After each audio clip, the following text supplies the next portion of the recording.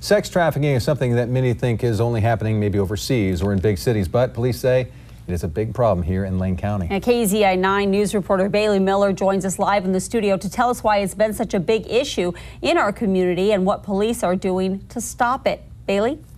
Matt and Renee, police say one of the reasons sex trafficking is a problem in our area is because of I-5. It allows sex traffickers to transport their victims from city to city without getting caught. But there are survivors here in our community wanting to share their stories and put a stop to sex trafficking altogether.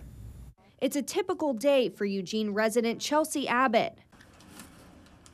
Woman after woman, she doesn't stop until she's heard every one of their stories. When I was 2 or 4 or 7 or 11 or 13, I was molested. Once they get out, Abbott helps sex trafficking survivors get back on their feet here at Ashes to Beauty, a local nonprofit and safe house. These are the boards of before and after from when the women came. But Abbott has a different perspective when helping these women because she knows what they're going through. I had found myself in a lot of unsafe situations that resulted in rapes and being locked in houses. She was 29 dating her then boyfriend when she says things went from bad to worse. During the course of their relationship, he turned into her pimp. Quickly, she found herself in the middle of a sex trafficking ring. And pretty soon this guy, he was there everywhere I went. The phone, everything. It was like he had control over everything.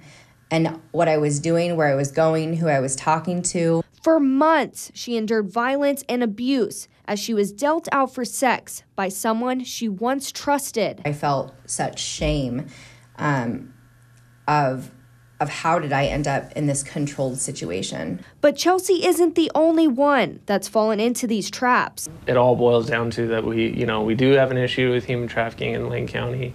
Eugene Police Detective Curtis Newell asked that we not show his face. He says sex trafficking is an issue they're aggressively working on, performing sting operations and catching traffickers responsible. Our main goal is to target persons who we think are trafficking minors or minors that might be advertising for prostitution on the internet. Detective Newell invited KEZI to be there during one of these stings. As you can see, police set up in hotel rooms and reach out to the young women through their ads on the website back page. We texted her again. I just texted her again. An undercover detective then poses as a prostitution customer, then arranges a meeting with the plan to arrest the pimps and help the victims, sometimes finding girls as young as 14. Our goal is to treat them as victims first, as they are, and try to get out there and reach out and help them so they can get the services that they need, so that way they can break free from their traffickers. Police say it takes months of planning for a sting operation and say it's a challenge to keep track of all the traffickers.